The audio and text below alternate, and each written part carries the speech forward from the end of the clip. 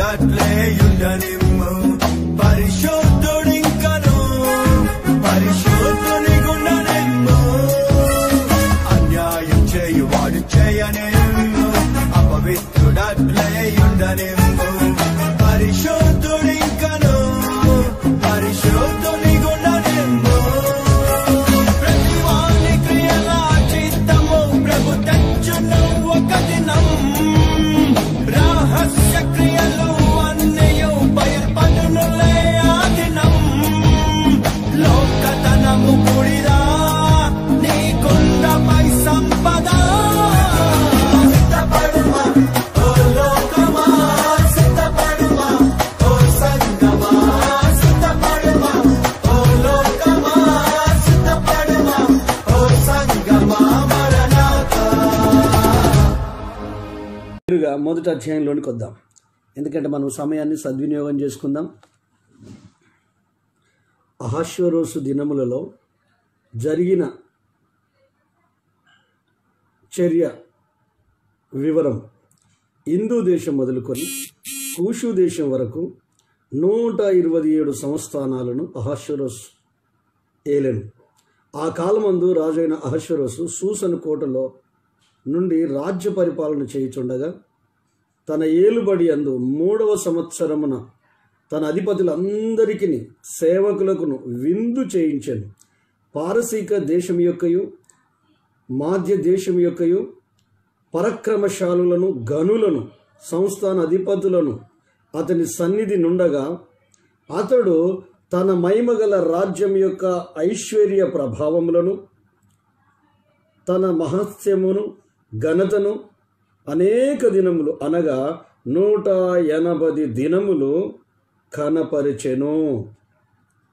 ఆ దినములు గడిచిన తరువాత రాజు సూసను కోటలోనున్న అల్పులకేమి గనులకేమి జనులందరికీ రాజు కోటలోని తోట ఆవరణములో 7 దినములు విందు చేయించెను. అక్కడ ధవల ధూమ్రవర్ణము గల అవిసెనారతో చేయబడిన త్రాళ్లతో చలవరాతి స్తంభముల మీద ఉంచబడిన వెండి కమ్ములను తగిలించిన తెలుపును ఊదా రంగును కలిపిన తెరలు వ్రేలాడుచుండెను. మరియు ఎరుపు తెలుపు పసుపు నలుపు అయిన చల్వరాళ్ళు పరిచిన నేల మీద వెండి బంగారమయమైన జలతారులు గల పరుపులుండెను. అచ్చట కూడిన వారికి వివిధములైన బంగారు పాత్రలలో పానమిచ్చుచు రాజు స్థితికి తగినట్టు రాజదాక్షరసమును దాసులకు అధికముగా పోసిరి. ఆ విందు పానము ఆజ్ఞానుసారంగా జరుగుటను బట్టి ఎవరును బలవంతము చేయలేదు. ఎవడును కోరినట్టుగా వానికి పెట్టవలనని తన కోట పని వారికి రాజు ఆజ్ఞ ఇచ్చెను. రాణి అయిన వస్తి కూడా రాజు అయిన అహష్వేరోషు కోటలో స్త్రీలకు ఒక విందు చేయించెను. 7వ దినమందు రాజు ద్రాక్షరసము తాగి సంతోషముగా నున్నప్పుడు కూడి వచ్చిన జనమునకు అధిపతులకును రాణి అయిన వస్తి యొక్క సౌందర్యమును కనపరచవలనని రాజకిరీటం ధరించుకొని ఆమెను తన సన్నిధికి పిలుచుకొని వచ్చునట్లు రాజైన అహష్వేరోషు ఎదుట ఉపచారము చేయు మెహదాముకు బిల్తా హర్బోనా బిగ్దా అబగ్దా జేతేరు కర్కసు అని 7 నపుంసకులకు ఆజ్ఞ ఇచ్చింది. ఆమె సౌందర్యవతి. రాణి అయిన వస్తి నపుంసకుల చేత ఇయ్యబడిన రాజాజ్ఞ ప్రకారము వచ్చుటకు ఒప్పకపోగా రాజు మిగుల కోపగించెను. అతని కోపము రగులుకొనెను. విధిని రాజధర్మమును ఎరిగిన వారందరి చేత రాజు ప్రతి సంగతి పరిష్కరించుకొనివాడు గనుక అతడు కాలజ్ఞానులను చూసి రాణి అయిన వస్తి రాజైన అహష్వేరోషు అను నేను నపుంసకుల చేత ఇచ్చిన ఆజ్ఞ ప్రకారము చేయకపోయినందున ఆమెకు విధిని బట్టి చేయవలసినదేమని వారిని అడిగాను.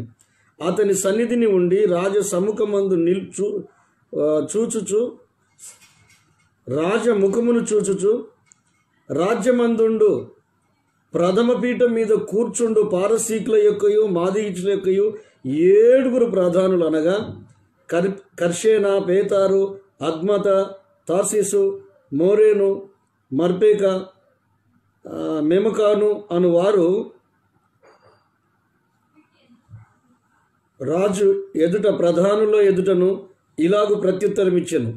రాణి అయిన వస్తి రాజు ఎడల మాత్రము కాదు, రాజైన అశ్వరోజు యొక్క సకల సంస్థానములలో నుండి అధిపతులందరి ఎడలను జనులందరి ఎడలను నేరస్తురాలాయను. ఏలయనగా రాజైన అశ్వరోజు తన రాణి అయిన వస్తిని తన సన్నిధికి పిలుచుకొని రావాలనని ఆజ్ఞాపింపగా ఆమె రాలేదు. సంగతి బయలుపడగానే స్త్రీలందరూ దాన్ని విని ముఖము ఎదుటనే తమ పురుషులను తిరస్కారము చేయుదురు. మరియు పారసీకుల యొక్కయు మాదీయుల యొక్కయు నాయక పత్నులు రాణి చేసిన దానిని సమాచారం విని రాణి పలికినట్లు ఈ దినమందు రాజు యొక్క అధిపతులలో పలుకుదురు. దీని వలన బహు తిరస్కారము, కోపం పుట్టును. రాజుకు సమ్మతి అయిన ఎడల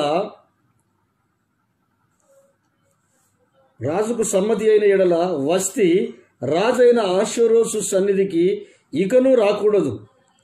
తమ యుద్ధ నుండి ఒక రాజాజ్ఞ పుట్టవలెను. అది తప్పకుండానట్లు పారసీకుల యొక్కయో మాదీయుల యొక్కయో న్యాయము చొప్పున నియమింపబడవలెను. మరియు వస్తి కంటే యోగ్యురాలను రాణిగా తాను చేయవలెను. మరియు రాజు చేయు నిర్ణయము విస్తారమైన తమ రాజ్యమందంతట ప్రకటించిన ఎడల గనురాలు గాని అల్పులు గాని స్త్రీలందరూ తమ పురుషులను సన్మానించుదురని చెప్పాను. ఈ సంగతి రాజునకు రాజునకును అధిపతులకును అనుకూలముగా ఉండెను గనుక అతడు మెముకాను ఈ మాట ప్రకారము చేశాను. ప్రతి పురుషుడు తన ఇంటిలో అధికారిగా ఉండవలననియు, ప్రతి పురుషుడు తాను పుట్టు భాష తన ఇంటి వారితో మాట్లాడవలననియు ఆజ్ఞ ఇచ్చి, ప్రతి సంస్థానమునకు దాని వ్రాత ప్రకారము గాను, ప్రతి జనమునకు దాని భాష ప్రకారము గాను రాజు తన సకలమైన సంస్థానములకు తాకీదులు పంపించెను. ఆమేన్, హల్లెలూయా. చాలా సంతోషం. మొదటి అధ్యాయం అంతా చదివానండి. దీంట్లో 2 కారణాలు ఉన్నాయి. ఒకటేమో మీరు కూడా బైబిల్ తెరిచి చదువుతున్నారు. రెండవదేమో ఈలోపు మన వాళ్ళు లైవ్లోకి వచ్చే వాళ్ళు త్వరగా లైవ్లోకి వచ్చేస్తారు. కాబట్టి దాన్ని దృష్టిలో పెట్టుకొని ఇంతవరకు చదివాను. ఈ చదవబడిన వాక్య భాగంలో నుండి కొన్ని విషయాలు నిన్నటి దినాన మనం ధ్యానం చేసాం. ఫస్ట్ ఈ మొదటి అధ్యాయంలో ఉన్న విషయాన్ని మీకు అర్థం చేయిస్తాను. ఆ తర్వాత అందులో నుండి దేవుని ఆలోచన పొందుకుందాం. మొట్టమొదలు ఏంటంటే, అహశ్వేరోషు రాజు ఒక 2 సంవత్సరాలు అధికారంలోకి వచ్చిన 2 సంవత్సరాలు గొప్ప పరిపాలన చేశాడు. మామూలు పేరు తెచ్చుకోలేదు. చుట్టుపక్కల ప్రాంతాలలో అంటే 127 సంస్థానాలు అతని ఆధీనంలో ఉన్నాయి. ఏకచక్రాధిపతిగా ఉన్నాడు. అంటే 127 సంస్థానాలలో ఉన్న ప్రధానమంత్రులు, ముఖ్యమంత్రులు, సంస్థానాధిపతులు, అధిపతులు, సైన్యాధిపతులు, చాలా కీ పర్సన్స్. 2 సంవత్సరాల పరిపాలన జయకరంగా జరిగింది. అంటే ప్రజలు సుభిక్షంగా ఉన్నారు. సుభిక్షంగా ఉండడం మాత్రమే కాకుండా చేసిన పనులు గొప్పగా ఉన్నాయి. అందుకే ఏం చేశాడంటే వీళ్ళందరినీ పిలిపించాడు.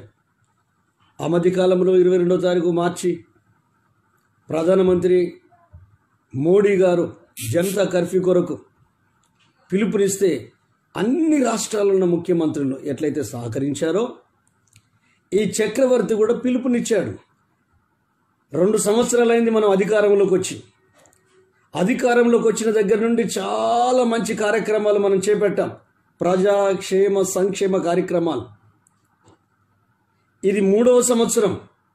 కాబట్టి నేను మిమ్మల్ని ఒక్కసారి రాజధానికి రమ్మని నేను ఆహ్వానిస్తున్నాను, సూసన్ కోటకు అని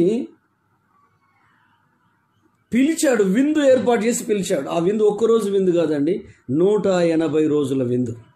ఈ విందులో ముఖ్యులు పాలు పొందారు.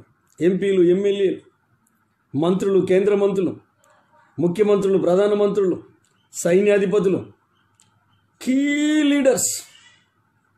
భారతదేశం మొదలుకొని ఇథియోపియా, అంటే కూషు దేశం అంటే ఇథియోపియా, అంటే బైబిల్లో మన భారతదేశం పేరుందండి. మనం ధన్యులం. ఇక్కడ ఒక్క దగ్గరనే మనకు కనిపిస్తుంది.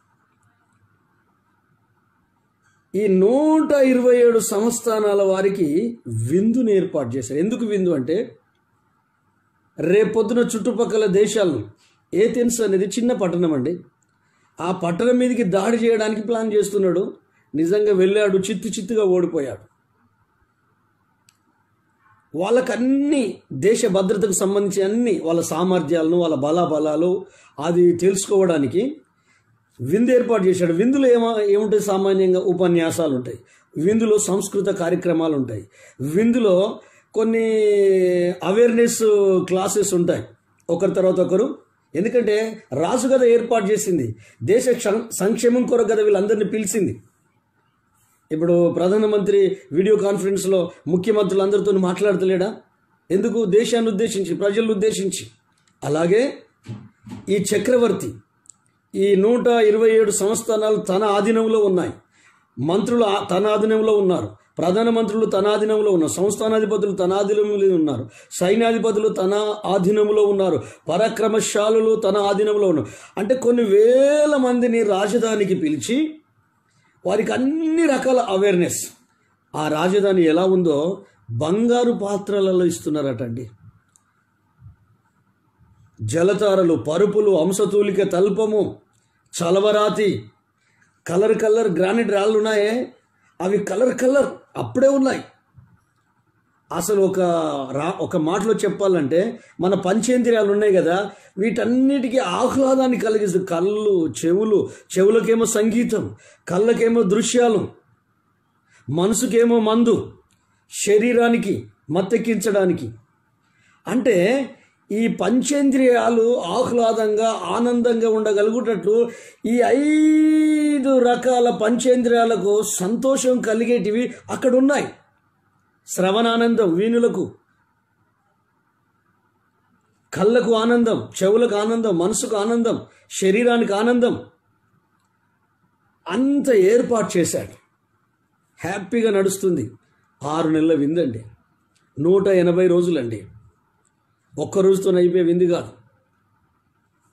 వాళ్ళను బలపరుచుకుంటున్నాడు, వాళ్ళను ప్రోత్సహిస్తున్నాడు దేశ క్షేమం కొరకు. చాలాసార్లు విందు ఎందుకు ఏర్పాటు చేస్తారంటే సంబంధాలు పటిష్టం అవ్వడానికి, గౌరవము, ప్రేమ అది మరింత రెట్టింపు అవ్వడానికి మనల్ని భోజనానికి పిలుస్తారు. మా ఇంటికి వచ్చి భోజనం చేయండి. ఆ పిలవడం ద్వారా ఏం జరుగుతుందంటే బంధం పటిష్టమవుతుంది. రెండోది, కొంతమంది భోజనానికి పిలుస్తారు. ఎందుకు? వాళ్ళ పనులు జరిగించుకోవడానికి. ఇప్పుడు లోన్ ఉంది, లోన్ వచ్చింది, సంతకం పెట్టాలి. మంచిగా మందు దాపిస్తారు, బిర్యానీ పెడతారు, వాడు సంతకం పెడతారు. అంటే దీంట్లో స్వార్థం ఉంటుంది, లాలుచి ఉంటుంది, మోసం ఉంటుంది. కానీ మనస్ఫూర్తిగా సంబంధాలకు విలువ ఇచ్చే వాళ్ళు ఇది చేస్తారు. ఇతడు ఏం చేస్తున్నాడు? మనస్ఫూర్తిగా వాళ్ళని పిలిచాడు, సంబంధానికి విలువ ఇచ్చాడు. ఆ తర్వాత 7 రోజులు ఆ రాజధానిలో ఉన్న పౌరులకు, ఆ కోటలో ఉన్న అల్పులకు, గనులకు 7 days రాజు యొక్క ఉద్యానవనంలో రాజు స్థితికి దక్కినట్టుగా ఒకరిని ఎక్కువ చూడలేదు, ఒకరిని తక్కువ చూడలేదు. ఎవరికి ఏది కావాలంటే అది ఇచ్చాడు. అంటే పిలిచాడు. పిలుపుని అందుకోవడం గ్రేట్. రాజు పిలవడం గ్రేట్, వీళ్ళను పిలవడం గ్రేట్, వాళ్ళను పిలవడం గ్రేట్. అక్కడ అన్నీ బాగానే ఉన్నాయి. అయితే అక్కడికి వచ్చిన వాళ్ళంతా ఏం చేస్తున్నారట? రాజ్య పరిపాలన గూర్చి కనపరిచారట. అంటే నాటిక రూపంలో, దృశ్యం రూపంలో, తెలంగాణ పాటలు పాడతారే డ్యాన్స్ రూపంలో. పాటలో సందేశం ఉంటుంది. పాటలే మనిషిని పౌరుషంతో నింపుతాయి. అలాంటి సాంస్కృతిక కార్యక్రమాలు, పాటలు, డ్యాన్సు, మందు, విందు, ఓ జల్సా. అయితే ఏమైందో తెలియదు కానీ ఆ మైండ్ సంతోషంతో ఉంది. ఎంత సంతోషంతో అంటే ఆ సంతోషంలో ఏం నిర్ణయం తీసుకుంటున్నాడో తెలియట్లేదు రాజు.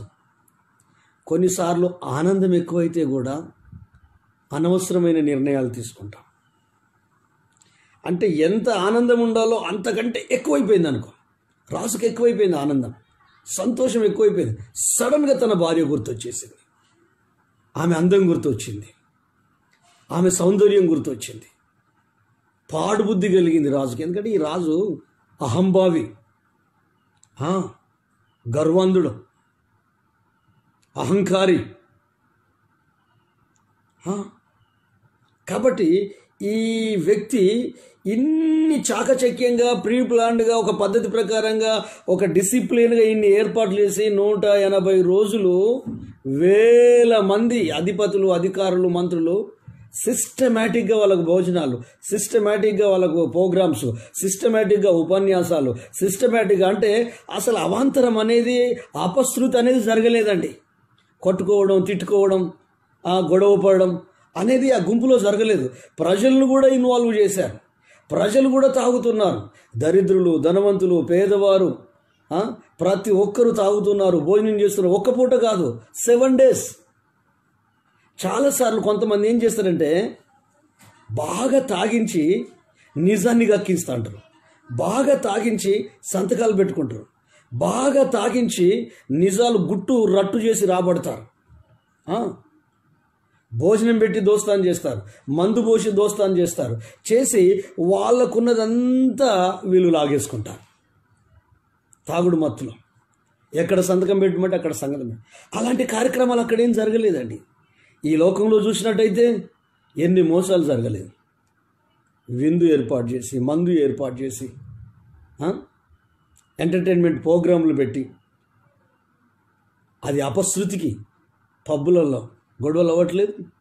మొన్న ఆ మధ్య కాలంలో మనం చూసాం కదా, సింగర్ రాహుల్ అనే సింగర్ వెళ్తే ఆ పబ్బులో ఎంత గందరగోళం అయిపోయింది.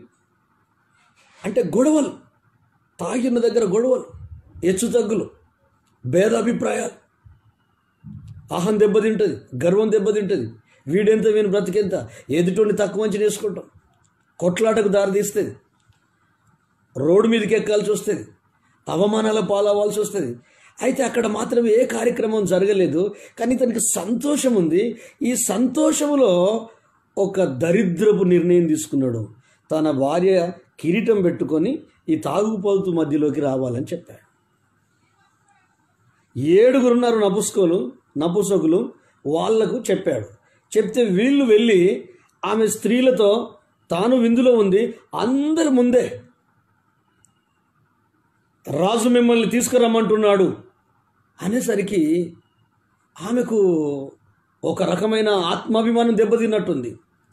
రాజు ఎంతో, నేనంత, ఇంతమందిలో ఇంత పబ్లిక్గా నేను ఈ విందులో ఉన్నప్పుడు ఒక నేరస్తుల్లాగా, ఒక నేరస్తురాల్లాగా నన్ను తీసుకురమ్మనడం ఏంటి? అయినా తాగుబోతు మధ్యలోకి నేను రావడం ఏంటి? అల్లరి చిల్లరగా ఉండి తాగి తూలుతూ, ఆడుతూ, పాడుతూ, డ్యాన్స్ చేస్తున్న ఆ ప్రజల మధ్యలోకి నేను రావడం ఏంటి? నా అందాన్ని వాళ్ళకు కనపరచాలని, నా సౌందర్యాన్ని వాళ్ళకు చూపించాలని ఈ రాజుకు రావడం ఏంటి అని ఇవేం చేసిందంటే ఆత్మాభిమానం దెబ్బతిన్నదేమో.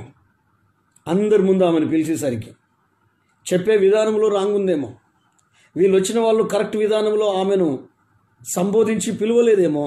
ఆమె రాజు మాటను నిరాకరించింది, రాజు మాటను పక్కకు పెట్టింది. గమనించండి, పక్కకు పెడితే ఈ రాజు ఏం చేశాడు? నా భార్య నా మాట వినదా, నేను చెప్తే వినదా?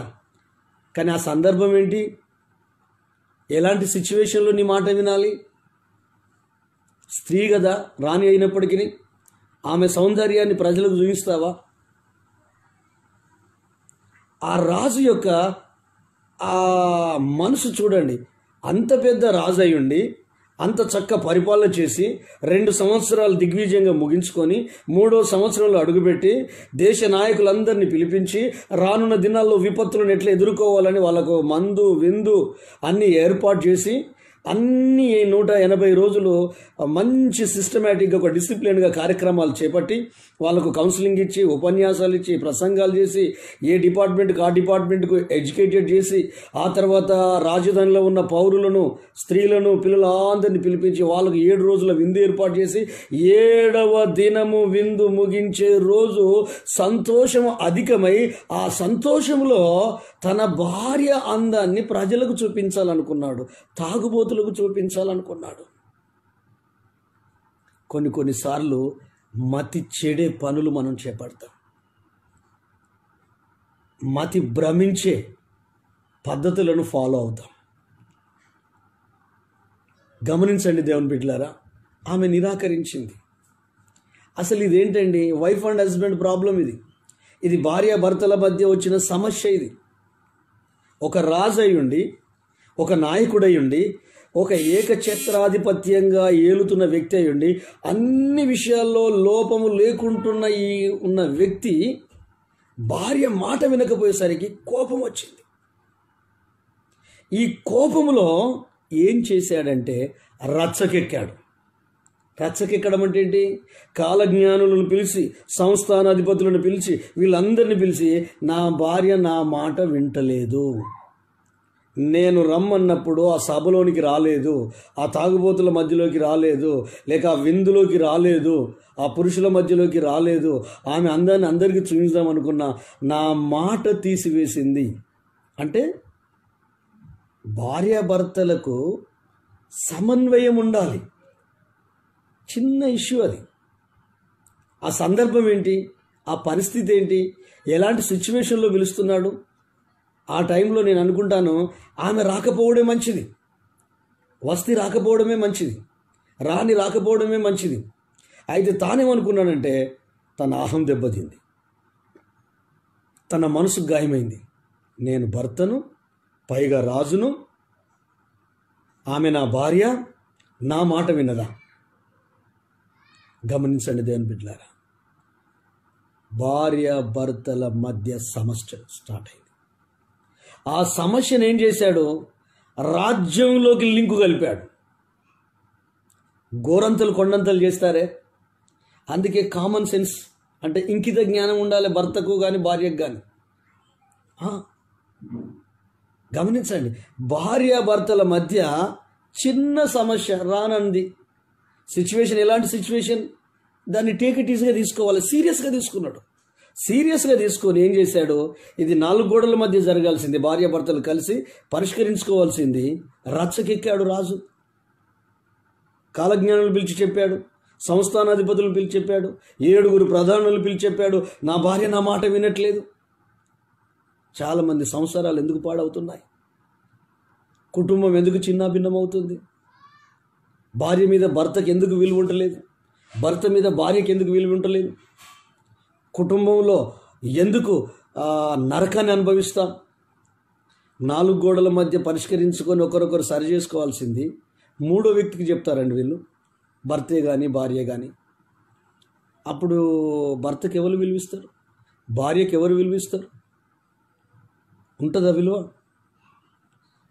భార్య భర్తలు ఇద్దరు మీ మధ్యలో సమస్య వస్తే కొద్దో గొప్ప దేవుడు జ్ఞానం ఇచ్చాడు.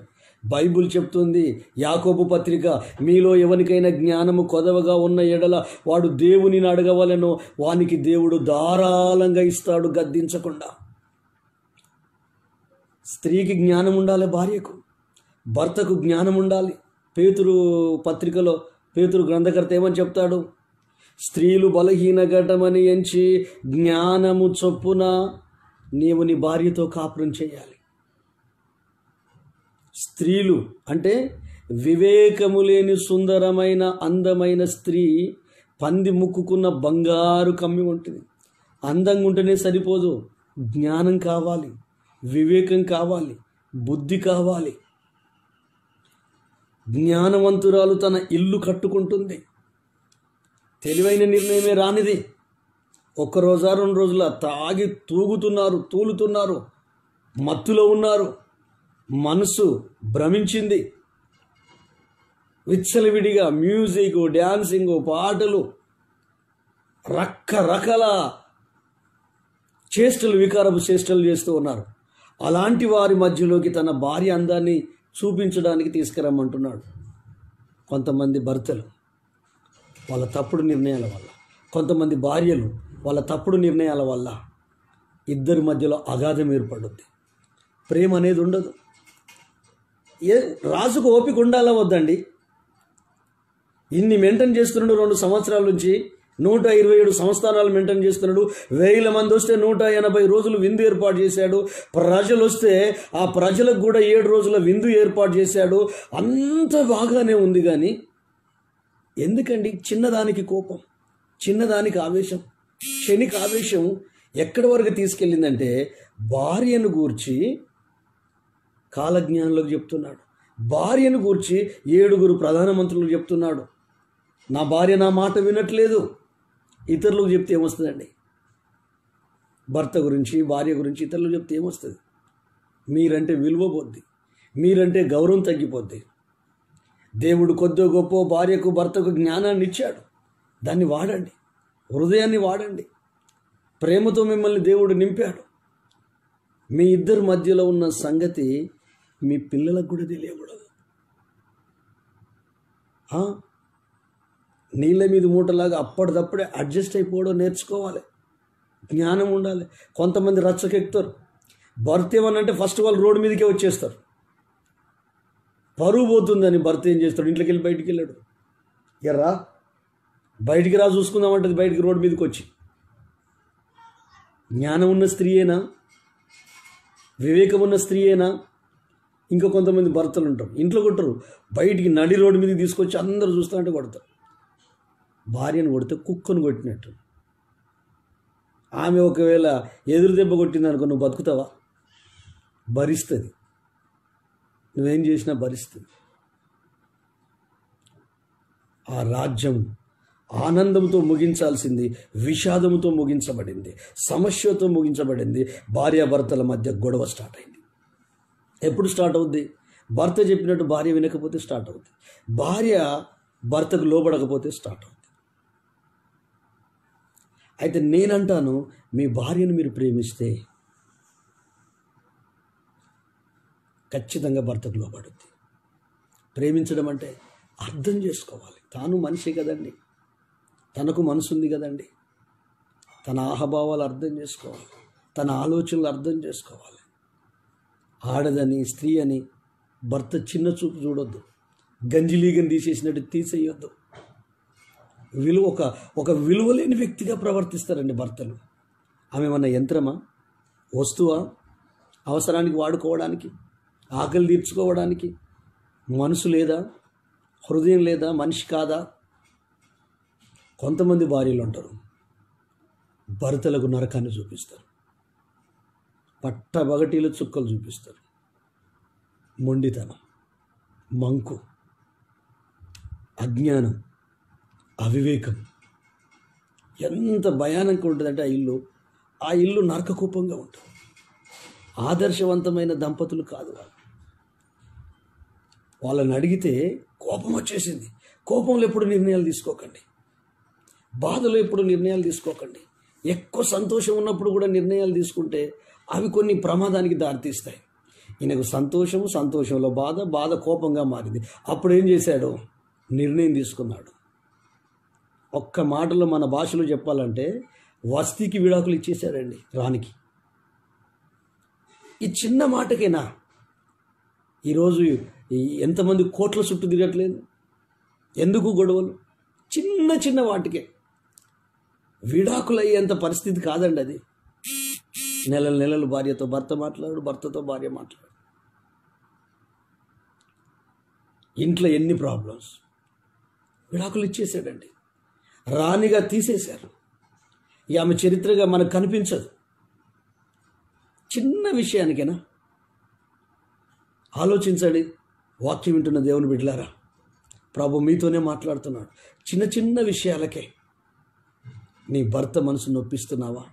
నీ భార్య మనసు నొప్పిస్తున్నావా? భర్తకు భార్యకు సహనం ఉండాలి, ఓపిక ఉండాలి, తొందరపాటుతనం ఉండొద్దు. తొందరపాటు వలన అనర్థాలు, ఆవేశం, కోపం, వీటి వలన అనార్థాలే ఉంటాయి. ఇంట్లో సంతోషం ఉండదండి. ఇంట్లో సంతోషం ఉండదు. మాటలు కలుస్తాయేమో కానీ మనసు కలవదు, హృదయాలు కలవవు. ఎంత మూర్ఖుడండి రాజు. భార్య విషయంలో పక్క వాళ్ళని సలహా అడుగుతావా? భార్య విషయంలో ప్రధానులను సలహా అడుగుతావా?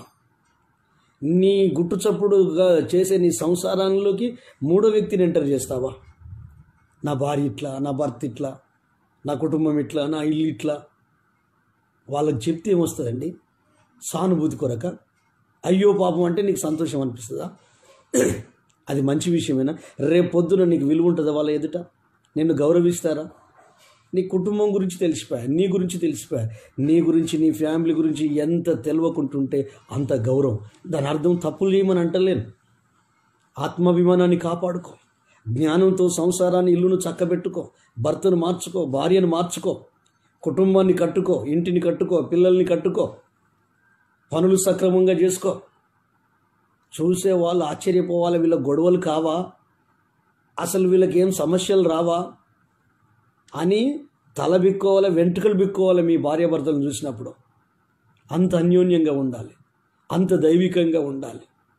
చిన్న చిన్న వాటికే గిల్లి గజ్జాలు, చిన్న చిన్న వాటికే ఇల్లిప్పి పందిరేయడం, చిన్న చిన్న వాటికే ఓర్పు ఎవరికైతే ఉండదో, ఓపిక ఎవరికైతే ఉండదో, సహనం ఎవరికైతే ఉండదో ఆ ఇంట్లో ఎప్పటికీ గొడవలే, ఎప్పటికీ గొడవలే, ఎప్పటికీ గొడవలే. గొడవలేని రోజు ఉండదు, గొడవలేని రోజు ఉండదు. ఈ తల్లిదండ్రులు చూసిన పిల్లలు ఏమనుకుంటారంటే, అసలు అనవసరంగా వీళ్ళకి పుట్టినాం మేము, ఈ ఇంట్లో అనవసరంగా పుట్టాం, ఈ ఇంట్లో పుట్టకుంటే బాగుండని లేత పసి హృదయాల మీద ఒక తప్పుడు అభిప్రాయం పడిపోద్ది. మమ్మీ డాడీ, అమ్మ నాన్న, తల్లి తండ్రి అంటే అలా పడకూడదు. వాళ్ళు మా కొరకు రాత్రింబవళ్ళు కష్టపడుతున్నారు, ప్రతిదీ ఓర్చుకుంటారు. అమ్మకు ఓపిక ఉంటుంది, నాన్నకు ఓపిక ఉంటుంది, దైవికంగా ఉంటారు, ప్రార్థనలో ఉంటారు, దేవునిలో ఉంటారు. వాళ్ళ బాటలో మేము నడవాలి, వాళ్ళ మాటలు మేము వినాలి. వాళ్ళ ముందే బూతులు తిట్టుకుంటారు, వాళ్ళ ముందే చెడ్డ మాటలు తిట్టుకుంటారు, వాళ్ళ ముందే పచ్చి బూతులు తిడుతారు. విలువ ఎక్కడుంటుంది నీకు? గౌరవం ఎక్కడుంటుంది? మళ్ళీ నువ్వు దేవుని బిడ్డవు, మళ్ళీ నువ్వు విశ్వాసం, మళ్ళీ నువ్వు అందరికంటే ముందే మందిరానికి వచ్చి భాషలు మాట్లాడతావు, బైబుల్ చదువుతావు, ఉపవాసం ఉంటావు. వీటిని దేవుడు చూడడు. నీ జీవితాన్ని చూస్తాడు, నీ బ్రతుకుని చూస్తాడు, నీ లైఫ్ని చూస్తాడు. అందుకే తొందరపడి కోపానికి రాకండి. యాకోబు గ్రంథకర్త ఏమంటాడు మొదటి అధ్యాయంలో? వినుటకు వేగిరపడండి, మాటలాడుటకు కోపగించుటకు నిదానించండి. నరుని కోపము దేవుని నీతిని నెరవేర్చదు. ఈ రాజుకు కోపం ఎందుకు రావాలండి? కొంచెం ఆలోచించు. తాగి మత్తులో ఉన్నాం. ఎవరైనా తాగుబోతుల మధ్యలోకి భార్యను పిలుస్తారండి? పిలుస్తారా? చెప్పండి. తాగుబోతుల మధ్యకి పిలుస్తారా? సరే రానంది, దాన్ని సీరియస్గా తీసుకోవాల్సిన అవసరం ఏముంది? కాస్త వాయిదా వేస్తే అయిపోతుంది కదా, మనిషిగా ఆలోచిస్తే అయిపోతుంది కదా. ఆమె స్త్రీ కనుక అన్నీ ఆలోచించింది. ఆయన ఏమని అనుకొని రిజల్ట్ ఎంత ఘోరంగానే ఉండని. రాజు అయితే మాత్రం మనిషి కాదా? అధికారం ఉంటే మాత్రం ఇష్టం వచ్చినట్టు ప్రవర్తించాలా? పురుషుడైతే మాత్రం తనకు నచ్చినట్టు జీవించాలా? తనదే రైటా? భర్తదే రైటా? భార్యకు ఆలోచనలు ఉండవా? భార్యకు కోరికలు ఉండవా? చాలామంది మీలో భార్యను ఒక వస్తువులాగా చూస్తున్నారు, చిన్న చూపు చూస్తున్నారు. నీకు విలువ తెచ్చిందే నీ భార్య, నీకు ఘనత తెచ్చిందే భార్య. యోగ్యురాలు, పెనిమిటికి కిరీటము, ఘనత, గౌరవము.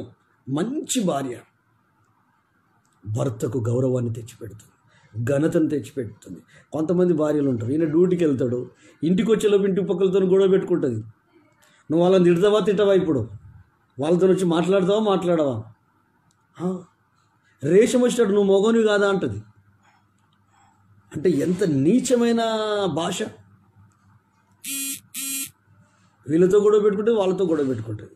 కొంతమంది స్త్రీలు అంటే భార్యలు భర్త డ్యూటీకి వెళ్తే వాళ్ళు ఇంట్లో ఉండరండి, 10 ఇండ్లు తిరుగుతారు. భర్తలారా, మీ భార్యలను ఏ ఇంటికి వెళ్ళనివ్వకండి. నువ్వు వచ్చే వరకు ఒక లొల్లి తయారవుతుంది, ఒక గొడవ తయారవుతుంది, ఒక సమస్య తయారవుతుంది. ఎందుకంత ఫ్రీ టైం ఇస్తున్నావు నీ భార్యకు?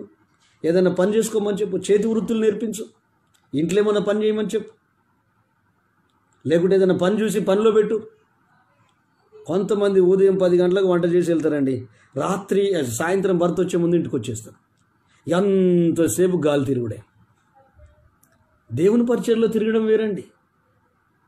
ప్రభు కొరకు నలుగురికి యేసయ్య గురించి చెప్పడం వేరు, ప్రభు సువార్తను ప్రకటించడం వేరు. మన ఖాళీ టైంలో 2, 3, 4 వెళ్ళి ప్రభు గురించి మాట్లాడడం వేరు. వీళ్ళు పొద్దుపోక అమలక్కల ముచ్చట్లు మాట్లాడి ఆ ఇంటికి పోయి ఈ ఇంటికి పోయి పురుగు పూసి దీని పుట్టులుండక అన్ని వివరాలు వాళ్ళకి కావాలి. ఆ ఇల్లు ఇట్లా, ఈ ఇల్లా, ఈ అక్క అట్లా, ఆ అక్క ఇట్లా. ఇది పరిశుద్ధులకు తగిందా? పరిశుద్ధాత్మ పొందిన వాళ్ళు ఇలాంటి పనులు చేస్తారా? నిన్ను చూస్తే గౌరవం పుట్టాలి. నీ భర్తకు నువ్వు గౌరవాన్ని తీసుకురావాలి. నీ భర్త విలువ పెరగాలి నిన్ను బట్టి. ఈరోజు నా ప్రభు నీతోనే మాట్లాడుతున్నాడు. భార్యాభర్తల మధ్య గొడవ ఉంది, సమస్య ఉంది, 3వ వ్యక్తి ఎంటర్ కావచ్చు. ఇద్దరు కలిసి ప్రశాంతంగా ఉండి మాట్లాడుకోవాలి. పిల్లలు పడుకున్న తర్వాత మాట్లాడుకోవాలి.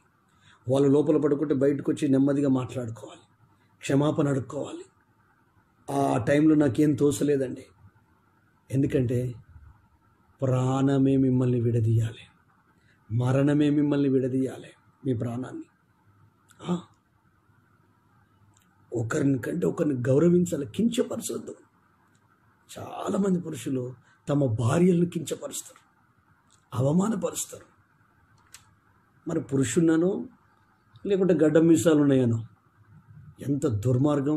దేవుడు నీకు జ్ఞానం ఇచ్చునుగాక, దేవుడు నీకు వివేకం ఇచ్చునుగాక, పరిశుద్ధాత్మ దేవుడు నిన్ను గద్దించునుగాక, ఆయన బలమైన అభిషేకం నీ మీదకి వచ్చునుగాక. రాజే నాయకత్వపు లక్షణాలు ఉన్నాయి. 2 సంవత్సరాల పరిపాలన ఉన్నాడు, 180 రోజులు అందరికీ విందు వినోదాలు ఏర్పాటు చేశాడు, చక్కటి పరిపాలన, క్రమశిక్షణ, డిసిప్లిన్. కానీ భార్యతో ఎలా మాట్లాడాలో తెలియట్లేదు, భార్యను ఎలా గౌరవించాలో తెలియట్లేదు, ఏ టైంలోకి ఎక్కడికి పిలవాలో తెలియట్లేదు. గొడవ స్టార్ట్ అయింది, భార్యాభర్తల మధ్య గొడవ స్టార్ట్ అయింది. కొంతమంది స్త్రీలు ఉంటారండి, అదేం మిశ్రో తెలియదు, భర్త తరపున ఉన్న బంధువులను మాత్రం ప్రేమించరండి. భర్త అన్నీ కావాలి, ఆస్తి కావాలి, అంతస్తు కావాలి, అన్నీ కావాలి, కానీ భర్త తరపున ఉన్న బంధువులను ప్రేమించరు. వాళ్ళతో చిరునవ్వుతో మాట్లాడు, మర్యాద ఇవ్వరు, గౌరవించరు. అదే వాళ్ళ తల్లిగారి తరపు నుండి ఎవరన్నా వస్తే వాళ్ళ సంతోషం చూడాలి, వాళ్ళ ఆనందం చూడాలి. నీదేం మెంటాలిటీ అమ్మా? అసలు నీకు మనసు ఉందా? భర్త తరపున ఉన్న వాళ్ళని ఒకలాగా, భార్య తరపున ఉన్న వాళ్ళని ఒకలాగనా? ఇదేనా దేవుడు నీకు నేర్పించింది? మారు మనసు పొందు. ఈ భర్త తరపున బంధువులు వస్తే తలగట్టుకొని పండుకుంటుంది, అమ్మో నాకు సాధన అయితే లేదు, నేను ఏ పని చేయలేను. అదే వాళ్ళ తల్లిగారి తరపున వాళ్ళు వచ్చిందనుకో, 3 రోజుల నుంచి జ్వరం వచ్చి పడుకుంటుంది, పచ్చి మంచినీళ్ళు కూడా మీకు తెలియదు. అప్పుడు ఆ జ్వరం పోతుంది, దుప్పటి తీస్తే అన్ని ధనాధన భర్తను హడావిడి చేసి అది తీసుకురా ఇది తీసుకురా అని అన్నీ ఏర్పాట్లు చేస్తూ ఉంటా ఉంటుంది. అరే 3 రోజుల నుంచి మా అమ్మ వస్తే నువ్వు ఏం చేయలేదు, ఇప్పుడు మీ అమ్మ వచ్చే వరకు మీ నాన్న వచ్చే వరకు ఇంత ఇక నేను అనుకున్నాను, నువ్వు ఇట్లా అంటావని నేను అనుకున్నా. నువ్వు ఎప్పుడు నన్ను అర్థం చేసుకున్నావు? నీ గుణమే మంచిది కాదు, నీ బుద్ధే మంచిది కాదు, ఈ మగ బుద్ధే ఇంత. వాళ్ళకు వచ్చిన మాటలు ఎవరికి రావు, మళ్ళీ తెలుగుతో మాట్లాడతారు. కానీ భర్త గుండెల్లో మాత్రం నీకు చోటు ఉండదు, భర్త మనసులో నీకు చోటు ఉండదు. తప్పదని సంసారం చేస్తున్నాను నీతో, తప్పదని పిల్లల్ని కంటున్నాడు, మనసు చంపుకొని బతుకుతాడు. ఈరోజు దేవుడు నీకు మారు మనసు ఇచ్చునుగాక, ఈరోజు నా దేవుడు నీకు జ్ఞానాన్ని ఇచ్చునుగాక, ఈరోజు నా ప్రభు నేను గద్దించునుగాక. ప్రభుని అడుగు, ప్రభు సన్నిధిలో ప్రార్థించు. ఏంటండి చిన్న విషయానికి విడాకులా, చిన్న విషయానికి తల్లిగారింటికి వెళ్ళిపోవడమా, చిన్న విషయానికి భర్త ఇల్లు వదిలిపెట్టి వారం రోజులకి ఇంటికి రాడు, లైన్ మీద పోతాడు, డ్యూటీ వేసుకుంటాడు కావాల్సుకొని. ఎందుకు? నరకం చూపిస్తుంది ఇంటికి వస్తే, చిన్న చిన్న విషయాలకే గిల్లి గజ్జారు. బైబుల్ ఏమని చెప్తుందంటే భర్తను శిరస్సుతోను పోలుస్తున్నాడు, భార్యను శరీరంతో అభినవ సంబంధం. మన శరీరంలో ఉన్న అవయవాలు ఒకదానికొకటి సహకరించుకుంటాయి మన ప్రమేయం లేకుండా. పరస్పర సహకారం, పరస్పర ప్రోద్బలం, పరస్పర ఉత్సాహం ప్రోత్సాహం భర్త నుండే రావాలి. భార్యకు నీవు నీ తల్లిదండ్రులు విడిచిపెట్టవు, నీవు నీ కుటుంబ సభ్యులను విడిచిపెట్టవు, నీ ఇంటి పేరు విడిచిపెట్టవు, కానీ నీ భార్య తన పుట్టినిల్లును వదిలిపెడుతుంది, కన్నవారిని వదిలిపెడుతుంది, తనకున్న అన్నీ వదిలిపెట్టి ముక్కు మొహం తెలియని నీతో జీవితాంతం పంచుకోవడానికి నమ్ముతుంది నిన్ను. అవునండి, సంబంధాలన్నీ ఏంటి? వాళ్ళని తెలిసిన వాళ్ళ కాదు, నమ్మేస్తుంది, జీవితాన్ని సాక్రిఫైస్ చేసేస్తుంది. గొడవలు స్టార్ట్ అయ్యాయి. మీ భార్యాభర్తల మధ్య ఏవైనా ఉంటే కొంతమంది ఆడవాళ్ళు ఉంటారు, ప్రతి చిన్నది వాళ్ళ అమ్మకు చెప్తారు, నాన్నకు చెప్తారు, అమ్మ నాన్నకు చెప్తారు. ఈ చెప్పడం వల్ల ఏమైపోద్దంటే గొడవలు స్టార్ట్ అవుతాయి.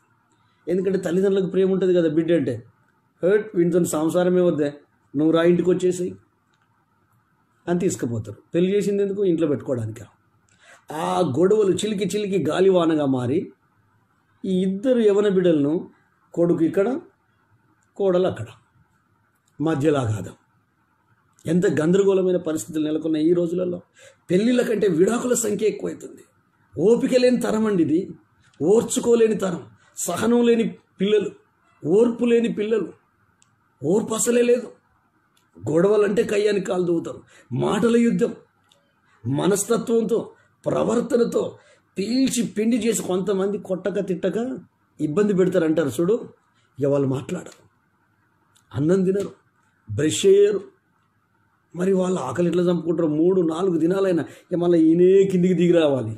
సారీ, తప్పైంది, ఇంకోసారి కోపం చేయ, అన్ని కాళ్ళ వేళ పట్టుకోవాలి, అవసరమైతే కాళ్ళు కూడా మొక్కాలి. ప్రతి ఇంట్లో ఉన్న చరిత్ర ఇది. నువ్వు దేవుని కుమారుడు అయితే, దేవుని బిడ్డవైతే నీకు పరిశుద్ధాత్మ దేవుడు భార్యాభర్తలకు సహాయం అందిస్తాడు, జ్ఞానం ఇస్తాడు. ఒకరికొరకొకరు బ్రతకాలి, ఒకరినొకరు గౌరవించుకోవాలి, ఒకరినొకరు కించపరచుకోవద్దు, ఒకరినొకరు అవమానపరచుకోవద్దు, ఒకరి విషయాలు ఒకరు బయటికి పలికి నలుగుట్లో పడొద్దు, నవ్వుల పాలైపోవద్దు, బజారు పాలైపోవద్దు. మన ఇంట్లోనే సామరస్యంగా పరిష్కరించుకోవాలి. అవును, నేను తొందరపడ్డా, అసలు నేను ఈ మాట అనాల్సి లేకుండే అన్నాను, క్షమించు అంటే పురుషునిదేమన్నా కిరీటం పడిపోద్దా? అవమానమా? నీ భార్యే కదా, నీ సగభాగమే కదా, నీ అర్ధాంగే కదా, నీ జీవిత భాగస్వామే కదా. భార్యలు కొంతమంది క్షమాపణ అడగలేదు. అబ్బో, ఆయన నా నెత్తి మీద ఎక్కుకుంటే నేను కొంగు చుట్టుకోవాలి అయినాడు. చుట్టుకో ముందే నేర్పిస్తారు. పెళ్ళికి ముందే బిడ్డ అల్లుడిని సీట్ స్టాండ్ చేపియాలి, ఇట్లా ఉండు. పాపం పిల్లకి ఏం తెలియదు, అన్నీ నేర్పిస్తుంది తల్లి. నేర్పిస్తే ఏం జరిగింది? నీ అవ్వ చెప్పినట్టేవేనో, మీ తల్లి చెప్పినట్టేవేనో అని తీసుకుపోయి తల్లిగారి ఇంట్లో తోలొచ్చాడు. పెళ్ళి అయి 4 రోజులు కాకముందుకే విడాకు, 1 month కూడా కాలేదు. ఎందుకు? ఈ అమ్మాయి వాళ్ళ మమ్మీ చెప్పినట్టే ఏంటది. మమ్మీని చేసుకున్నదా, భర్తను చేసుకున్నదా? ఎవరి మాట వినాలి? అందుకే ఒకరినొకరు ప్రేమించుకున్నప్పుడు, ఒకరికి ఒకరు గౌరవం ఇచ్చుకున్నప్పుడు, ఒకరినొకరు ఘనపరుచుకున్నప్పుడు భేదాభిప్రాయాలు రావు. భర్త అనాలి, ఏమనాలి? భర్త భార్యతోని, నువ్వు నాకంటే విలువైన దానివి. భార్య అనాలి, మీరు నాకంటే విలువైన వాళ్ళు. ఒకరినొకరు ప్రేమించుకోవాలి. ఇద్దరు కలిసి యేసయ్యను ప్రేమించాలి, వాక్యాన్ని చదవాలి, ఇద్దరు కలిసి ప్రేయర్లో ఉండాలి, మందిరానికి వెళ్ళాలి, ఆరాధనకి వెళ్ళాలి, దేవుని మాటలు వినాలి. దేవుడు లేడు, ఆ రాజ్యంలో దేవుడు లేడు. ఆయన అన్యుడైన రాజు అహష్వేరోషు అనే వ్యక్తి, యూదుడు కాదు. ఎన్ని సమస్యలు, ఎన్ని ఆటంకాలు, మొత్తం ప్రపంచమంతా తెలిసిపోయిందండి. రాజు మాట వినలేదు రాని, రాజు మాట వినలేదు రాని. వీళ్ళంటారు, ఈ దేడి దిమాగ్ మనుషులు, నువ్వు కనుక ఆమెకు విడాకులు ఇవ్వకపోతే మా భార్యలు మా ముందే మమ్మల్ని తిరస్కరిస్తారు. ఏం సలహాలండి ఇవి? ఇచ్చారు, సలహా ఇచ్చారు, విడాకులు ఇచ్చాడు. బాధపడ్డది ఎవరు? మంత్రుల, ప్రధానుల? రాజే కదా. ఇబ్బంది కలిగింది రాజుకే కదా, నష్టపోయింది రాజే కదా. అరే అంత మంచి భార్య, అంత సౌందర్య రాశి, అన్ని విధాలుగా నాకు సహకరించిన మనిషి, ఇన్ని సంవత్సరాలు కాపురం చేశాను, ఒక్క చిన్న మాటకే దానికి విడాకులు ఇచ్చాను, వీళ్ళ మాటలు పట్టుకొని చాలాసార్లు కాపురాలు కూలిపోవడానికి మధ్యలో ఒక వ్యక్తి ఉంటాడు. భర్త లేనప్పుడు భార్యకు, భార్య లేనప్పుడు భర్తకు చెప్పి వీళ్ళిద్దరి మధ్యలో పచ్చగడ్డిస్తే బగ్గుమంటాడు, ఒకరినొకరు అసహించుకుంటాడు, ఒకరినొకరు ద్వేషించుకుంటాడు, ఒకరినొకరు దూషించుకుంటాడు, ఒక అగాధాన్ని ఏర్పాటు చేస్తారు. సైతాన్ ఏజెంట్లు వాళ్ళు. దేవుని యొక్క సన్నిధిలో నీ కుటుంబం దీవించబడాలి, నీ గృహం దీవించబడాలి, నీ ఇల్లు దీవించబడాలి. అబ్రహాము, షారా కుటుంబం అనేకులకు దీవెనకరంగా మారింది. బయలుదేరాడు అబ్రహాం, వెనక వెళ్ళింది యజమానుడు అనుకుంటూ. అలాంటి స్థితి మన ఫ్యామిలీస్కి వచ్చునుగాక. ఆడవాళ్ళకు ఓపిక ఉండదు, కొంతమంది మగవాళ్ళకు ఓపిక ఉండదు. ఓపిక లేని కారణాన్ని బట్టి కోపం ఎందుకండి? కొంతమంది కోపము అమ్మో అతి భయంకరం. లైవ్లో వింటున్న నీతోనే నేను మాట్లాడుతున్నాను. నీకు ఆవేశం ఎందుకు? పశువా నువ్వు? జంతువా? మనిషివి. నీకు మనసు ఉంది. దేనికి కోపపడాలి, దేనికి కోపపడద్దు? నీకు ఓపిక ఉంటేనే నీ ఇల్లు కట్టబడుతుంది, ఓపిక ఉంటేనే నీ భార్య నీతో కలిసి ఉంటుంది, నీకు ఓపిక ఉంటేనే నీ పిల్లలు దీవెనకరంగా మారుతారు. కొంతమంది స్త్రీలు పురుషుల కంటే ఘోరమైన పిచ్చి కోపం వస్తుంది. వాళ్ళ ఆడవాళ్ళే తప్ప కానీ మొగల కంటే ఎక్కువ కోపం.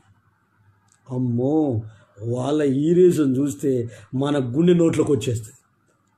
అంత ఆవేశం, అంత గయ్యాలితనం. మొత్తం ఆడపిల్లలు సైతము, మగపిల్లలు, వాళ్ళ పిల్లలు ఉంటారే గసగసగస వణికిపోతారు. ఎవరికి? తండ్రికి కాదు, తల్లికి. పిచ్చి కోపం, వెర్రి కోపం. నీ మీద దయ్యం ఉంది, నీ భర్త మీద దయ్యం ఉంది, మీ భార్య భర్తల మీద దయ్యాలు ఉన్నాయి. అవి మాత్రమే ఇంట్లో స్విచ్ పెడతాయి, వేరే వాళ్ళని ఎంటర్ చేసి ఫ్యామిలీస్ సర్వనాశనం చేస్తాయి.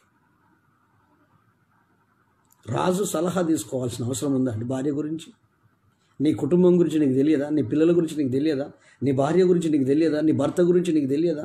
నీ ఫ్యామిలీ గురించి నీకు తెలియదా? కోన్ కిస్కాగాడు ఎవడో సలహా ఇస్తే నువ్వు భార్యను వదిలిపెడతావా? భర్తను వదిలిపెడతావా? పిల్లను వదిలిపెట్టి వెళ్ళిపోతావా? ఇదేనా దేవుడు నీకు చెప్పింది? కొంతమంది ఇంట్లోనే ఉంటారు, ఎవరితో ఎవరు మాట్లాడుకోరు. పిల్లలతో తల్లిదండ్రులు మాట్లాడరు, తల్లిదండ్రులతో పిల్లలు మాట్లాడరు, భర్తతో భార్య మాట్లాడేది, భార్యతో భర్త మాట్లాడరు. టైంకి మాత్రం అన్ని పనులు జరుగుతాయి, భోజనం జరుగుతుంది, మిగతా పనులు జరుగుతాయి, నిద్ర అన్ని. కానీ ఎవరితో అంటే జంతువులు, పశువులు మాట్లాడాయి, మేత మేస్తాయి, పేడేస్తాయి, కానీ మాట్లాడు. ఏంటి ఈ అంత్య దినాలు? ఇవి చివరి దినాలు. పెళ్ళిళ్ళ కంటే విడాకుల కేసులు ఎక్కువ అవుతున్నాయి. సమస్య వచ్చినప్పుడు దేవుని సన్నిధికి రండి, ప్రభు సన్నిధికి రండి, బైబిల్ చదవండి, పరిశుద్ధాత్మను ఆశ్రయించండి. ప్రతి ఒక్కరికి దేవుడు జ్ఞానం ఇచ్చాడు, ప్రతి ఒక్కరికి వివేకం ఇచ్చాడు. వాడట్లేదు, చాలామంది వాడట్లేదు. మరమనుషులు అయిపోయారు, రోబో అయిపోయారు, సోమరులు అయిపోయారు, మెదడుకు కష్టాన్ని పెడతలేరు, మనసును వేడెక్కించట్లేదు. ప్రభు దగ్గర ఉండు, పాదాలు పట్టుకో, కన్నీళ్లు కారు. అయ్యా నా ఇంటిని ఎట్లా కట్టుకోవాలి, నా కుటుంబాన్ని ఎట్లా కట్టుకోవాలి, నా పిల్లల్ని ఎలా కట్టుకోవాలి, నా జీవితాన్ని ఎలా కట్టుకోవాలి అని దేవుని సన్నిధిలో ప్రార్థించు. తాగిన మైకంలో ఉండి సంతోషం ఎక్కువైపోయి డెసిషన్ తీసుకున్నాడు. కోపం వచ్చినప్పుడు తప్పుడు నిర్ణయాలు తీసుకుంటాం. ఆదికాండంలో ఒక మాట ఉంటుంది, 17వ వచనం అనుకుంటాను, 42వ అధ్యాయం. ఒక్క నిమిషం నేను ఇప్పుడు మీకు చూపిస్తాను. దయచేసి అట్లనే లైవ్లో ఉండండి, ప్రభువుని స్తుతిస్తూ ఉండండి. దేవునికి మహిమ కలుగునుగాక. హల్లెలూయా. ఆదికాండం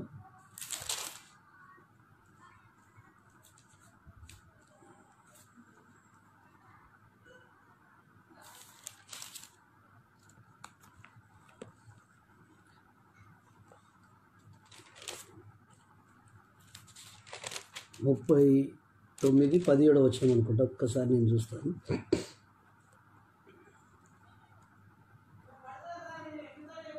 39 ఆదికాండం 39, 17 వచనం. అప్పుడు ఆమె తన భర్తతో ఈ మాటల చొప్పున చెప్పాను, నీవు మన యొద్దకు తెచ్చిన ఈ ఎబ్రీయుడు నన్ను ఎగతాళి చేయుటకు నా యొద్దకు వచ్చెను. నేను బిగ్గరగా కేక వేసినప్పుడు వాడు తన వస్త్రము నా దగ్గర విడిచిపెట్టి తప్పించుకొని బయటకు పారిపోయాను. కాబట్టి అతని యజమానుడు, ఇట్లు నీ దాసుడు నన్ను చేసెను గనుక తన భార్య తనతో చెప్పిన మాటలు విన్నప్పుడు కోపముతో మండిపడి అతనిని పట్టుకొని రాజు ఖైదీలను బంధించు చెరసాలలో వేయించాను. చూడండి, అన్ని సంవత్సరాలు 17వ ఏట నుండి వాళ్ళ ఇంట్లో ఉన్నాడు. యోసేపుని బట్టి ఆ ఇల్లు దీవించబడ్డది. యోసేపుని బట్టి ఆ పోతిఫరు మంత్రి ఇల్లు దీవించబడ్డది. యోసేపు నిమిత్తము పొలములోనేమి ఇంటిలోనేమి ప్రతి చోట ఆశీర్వాదం అతనికి వచ్చింది, దీవెన అతనికి వచ్చింది. అయితే ఈ పనికిరాంది చెప్పినట్టు విననందుకు తప్పుడు నేరం తన మీద మోపింది. మోపి ఏం చేసింది? ఇదిగో పనికి మాలినోడు, వస్త్రం వదిలిపెట్టి వెళ్ళిపోయాడు, ఇలాంటి వ్యక్తినా నువ్వు తీసుకొస్తే అంటే ఈ మాటలు విన్నప్పుడు కోపం వచ్చింది. ఆ కోపంలో ఏమి నిర్ణయం తీసుకున్నాడు? రాజులను బంధించే చెరసాలలో యోసేపును వేశాడు. ఒక మంచి ఆత్మీయుణ్ణి, ఒక మంచి ఉత్తముణ్ణి, మంచి దైవ ఆత్మ కలిగిన వ్యక్తిని ఈరోజు నువ్వు కోల్పోయావంటే కొన్ని చెప్పుడు మాటలను బట్టి, అపార్థాలను బట్టి, ప్రెజుడిస్ అంటే దురభిప్రాయం, మన చెవులకు వినబడింది కరెక్ట్ కాదు, ఆమె చెప్పింది కరెక్టా కాదు, తప్పుడు మనిషి, తప్పుడు ఆలోచన కలిగిన వ్యక్తి, ఇతడు దేవునికి భయపడేవాడు, దేవుని ఆత్మ కలిగిన వాడు, దైవ దర్శనం కలిగిన వాడు, ప్రభు మార్గంలో ఉన్నవాడు, అన్నలు దూషించిన, అసహించుకున్న, అసూయపడ్డా కూడా కోపపడలేదు, ద్వేషించలేదు, అసూయను పెట్టుకోలేదు. జస్ట్ ప్రభు దర్శనాన్ని బట్టి ముందుకెళ్తున్నాడు. బైబుల్ చెప్తుంది, దేవోక్తి లేని ఎడల ప్రజలు కట్టులేక జీవిస్తారు. ఇతనికో విజన్ ఉంది, ఇతనికో దర్శనం ఉంది కనుక తన లైఫ్ను తల్లిదండ్రులకు దూరమైన, చేయనేరం మీద మోపబడిన, వాళ్ళు గుంటలో పడేసిన, వాళ్ళు అమ్ముకున్నా కూడా ఇసుమంత కోపం ద్వేషము లేదు. ఇతడు అడుగు పెట్టిన ప్రతి చోట ఆశీర్వాదం వచ్చింది. వెంటనే అంత ద్వేషానికి గురి కావాల్సిన అవసరం ఉంది? విచారించాలి కదా, తెలుసుకోవాలి కదా, నిజాలు వాస్తవాలు తెలుసుకోవాలి కదా, కొంచెం టైం కేటాయించాలి కదా. భార్య ఏం చెప్తే అది నమ్మేస్తావా? అది నిజమో అబద్ధమో తెలుసుకోవా? అది వాస్తవమో కాదో నువ్వు తెలుసుకోవా? మాటలని కరెక్ట్ ఉంటాయా? నీకు నాకు తెలుసు యోసేపు ఏ తప్పు చేయలేదు. ఆ పరిస్థితిలో కోపపడట, రాజులకు వ్యతిరేకంగా లేసేవారిని వేసే చెరసాల్లో వేపించాడట. గంజిరు కూర్చోరాదు, నిలబడరాదు, మలమూత్రాలు అందరినీ, బ్యాడ్ స్మెల్ వచ్చేస్తుంది. 2 సంవత్సరాలు కఠినమైన బాధను అనుభవించాడు. తప్పు చేయని వ్యక్తి మీద నేరం మోపితే ఎంత బాధ అనిపిస్తుంది? ఇతడు బాధపడలేదు, సంతోషంగా స్వీకరించాడు, నా మంచి కొరకే అనుకున్నాడు. కానీ భార్య మాట పట్టుకొని ఆ విధంగా చెరసాలలో వేపిస్తే దేవుడు ఇతనిని చెరసాలలో నుండి అంతాపురానికి తీసుకుని వెళ్ళి ప్రధానమంత్రిగా, గవర్నర్గా చేశాడు. అంటే ఈ పోతిఫరుకున్న స్థాయి కంటే గొప్ప స్థాయి, రాజు తర్వాత రాజు అంతటి వాడు. అప్పుడు వాళ్ళ ముఖం కిందికి దించుకోలేం. చెడు ఎప్పుడైనా ఓడిపోద్ది, మంచే గెలుస్తుంది, నిజాయితీ గెలుస్తుంది, కాలం జవాబిస్తుంది. కానీ తన మనసును పాడు చేసుకోలే, తన యథార్థతను కోల్పోలే, తన దర్శనంలో నిలబడిండు, ఆవేశాలకు పోలే, తొందరపడలే. వెయిటింగ్ వెపన్ అండి. ఓపిక అనేది ఆయుధం అండి. ఓపిక, సహనం ఉండడం ద్వారా చాలా ప్రమాదాలు పోతాయి. కొన్ని మాటలు విన్నప్పుడు తొందరపాటుతనం వస్తుంది. కొన్ని మాటలు విన్నప్పుడు తొందరపడి ఏవేవో మాట్లాడతాం. దానివలన మంచి స్నేహితులను కోల్పోతాం, మంచి ఫ్రెండ్స్ను కోల్పోతాం, మంచి ప్రాణం పెట్టే బంధువులను కోల్పోతాం. వీళ్ళు మధ్యవర్తులు కొంతమంది ఉంటారండి. మనం ఏదో బాధ ఎక్కువయో ఆవేశం ఎక్కువ అంటే వాళ్ళు తీసుకుపోయి వాళ్ళు చెప్పేసరికి అగాధం ఏర్పడుద్ది. మరి యోసేపు గురించి తెలియదండి రాజు, ఈ పోతిఫరుకు తెలుసు, అతని వ్యక్తిత్వం తెలుసు, అతని గుణగణాలు తెలుసు. ఎందుకంటే అంత షార్ట్ టెంపర్ అంటే నేను అనుకుంటాను, భార్య రాసి రంపాన పెట్టిన వాడిని జైలు వేస్తావయ్యావా, అసలు నీకు బుద్ధి ఉందా లేదా, అసలు నువ్వు మనిషివేనా కాదా, అసలు నీకు భార్య అంటే నువ్వు పట్టించుకోవని ఎన్ని పిచ్చి పిచ్చి మాటలు మాట్లాడింది. ఎందుకంటే తలతిక్క మనిషి కదా, పాపపు ఆలోచనలు కలిగిన మనిషి కదా, దైవభీతి లేని మనిషి కదా. సైతాన్ ఆమెను వాడుకున్నాడు. కానీ ఆమె మీద కానీ ఇతని మీద కానీ ఆయన ఆవేశాన్ని, కోపాన్ని వెళ్ళగక్కలేదు. నేను మంచి వ్యక్తినని సాక్ష్యం చెప్పడానికి ప్రవర్తించలేదు. కానీ లిటరల్గా అక్షరార్థంగా అక్కడి నుండి పారిపోయాడు. అవును, పారిపోవడం మంచిది. ఎవరేమని అనుకొని నీ మనస్సాక్షి నీ మీద నేరారోపణ చేయనంత వరకు, నీ హృదయం నిన్ను తప్పు పట్టనంత వరకు ప్రజల కొరకు మనం బ్రతుకుతలేం, సమాజం కొరకు మనం బ్రతుకుతలేం. మనమెవరో మనకు తెలుసు, మన యేసయ్యకు తెలుసు, మన మనస్సాక్షికి తెలుసు. మన మనస్సాక్షి మనకు ధైర్యం ఇచ్చినంత కాలం నువ్వు ఎవ్వరికి భయపడాల్సిన అవసరం లేదు. నువ్వు మంచిగున్నా అంటారు, చెడ్డగున్నా అంటారు, వాళ్ళ కొరకు మనం బ్రతకట్లేదు. మన మనస్సాక్షి మనకు చెప్తుంది, మన అంతరాత్మ మనకు తెలుస్తుంది. మన గురించి మనకు తెలిసినంత ఇంకెవ్వరికి ప్రపంచంలో తెలిస్తే యేసయ్యకు తెలుస్తుంది. సైతానికేమో మన గతం తెలుస్తుంది కావచ్చు. కాబట్టి మన గురించి మనం బాధపడాల్సిన అవసరం లేదు. రకరకాల పుకార్లు వేస్తాయి, రకరకాల నిందలు వేస్తారు, రకరకాల అవమానపరుస్తారు. మనం అన్నం పెట్టిన వాళ్ళే మనకు సున్నం పెడతారు. మనము వారికి స్టాండ్ అవ్వడానికి అవకాశం ఇచ్చినందుకే మనకు కొంకులు తెగ నరుగుతారు. విలువ లేదు మనకు. No problem. దేవుడు నిన్ను ఆనర్ చేస్తున్నాడు, నిన్ను ఎన్నుకున్నాడు, నిన్ను ఇష్టపడుతున్నాడు. ఖచ్చితంగా నీ ద్వారా ఏ ఏ కార్యాలు జరగాలి అవి జరుగుతాయి. కానీ ఒక నాయకత్వపు స్థానంలో ఉండి ఒక చక్రవర్తి అయి అన్ని కార్యక్రమాలు డిసిప్లిన్తో చేసిన వ్యక్తి ఒక చిన్న విషయంలో ఓర్చుకోలేకపోయాడు. సరే, ఓర్చుకోలేకపోయాడు, ఆవేశంతో అరిచాడు అనుకుందాం. అంతటితో ఆగాడా? ప్రధానమంత్రుల సలహా తీసుకున్నాడు, కాలజ్ఞానుల సలహా తీసుకున్నాడు. నాకు అవమానం జరిగిందని బయటి వాళ్ళకి చెప్తావా? గుట్టు రట్టు చేస్తావా? ప్రేమ దోషములను కప్పుతుంది. భార్య పొరపాటు చేసినా, భర్త పొరపాటు చేసినా గుండెల్లో పెట్టుకోవాలి. సమయం సందర్భం వచ్చినప్పుడు వారితో చెప్పినప్పుడు పరిశుద్ధాత్మ దేవుడు వాళ్ళని కన్విన్స్ చేస్తారు. పొరపాట్లు ఒప్పుకోగలుగుతారు, తప్పులు ఒప్పుకోగలుగుతారు.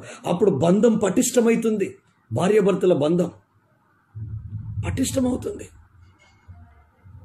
ఆవేశపడి కోపం తెచ్చుకొని బాధకు గురైపోయి గందరగోళ పరిస్థితులకు వెళ్తే ఏం జరిగింది? రాజ్యంలో కలకలం. అరే, చక్రవర్తి భార్య మాట వినకపోతే విడాకులు ఇచ్చేసాడట, రాణి స్థానం నుండి తీసేసాడట, 4 గోడలకు పరిమితం చేశాడట. బయటికి ఎవరిని కలవడానికి వీల్లేదు. రాజుల కాలంలో ఎలా ఉంటుంది? చనిపోయేంత వరకు 4 గోడల మధ్యనే ఉండాలి. అన్న లేడు, తమ్ముడు లేడు, బంధువులు లేరు, భార్య లేరు, పిల్లలు లేరు. మనం జంతువులం కాదు కదా, మనిషి అంటే సంఘజీవి కదా. ఎవరితో మాట్లాడకుండా మనం బ్రతకగలుగుతామా? మనుషులం కదా. ఎంత తప్పుడు నిర్ణయం తీసుకున్నాడు. తర్వాత బాధపడి ఉండొచ్చు, ఎందుకంటే తాను కొన్ని సంవత్సరాలు కాపురం చేసి ఆమె వ్యక్తిత్వం తెలుసు, ఆమె గుణగణాలు తెలుసు. బయటి వాళ్ళు సచ్చు సలహాలు, ఉచిత సలహాలు వందిస్తారండి. నువ్వు ఆలోచించక్కర్లేదా?